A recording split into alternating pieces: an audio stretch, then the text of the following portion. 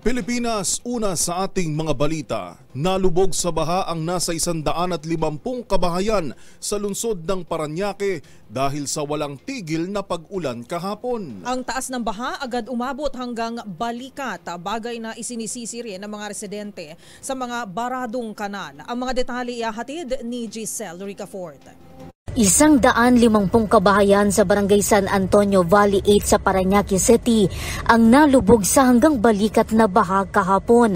Dahil yan sa walang tigil na pag-ulan kagabi na nagpaapaw naman sa mababaw at barado sa basurang creek sa lugar. Ayon kay Eva Raquel, Pangulo ng Creekside 2 Neighborhood Association, mahigit isang dekada ng perwisyo sa kanila ang mataas na pagbaha tuwing umuulan. Kadalawang bahay. Kagabi mo na bababa, pangalawa mataas. Hanggang lagpas po ba ng balikat? Dito. Ah, balikat nga po. Dahil po, bakit po bumabaha ng ganun dito? Di talagang pag-ulan talagang bumabaha talaga dito, mataas.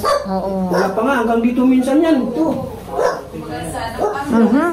Bagamat meron daw evacuation centers, mas pinipili nilang manatili sa kani-kanilang mga bahay kapag baha dahil uso raw ang mga nananalisi doon.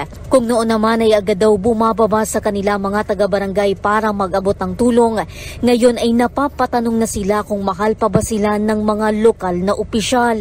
Hindi namin alam kung mahal ba kami ng mga Pilipino, may katungkulan dito na mas mataas. Is dapat yan ang alalay sila sa amin eh.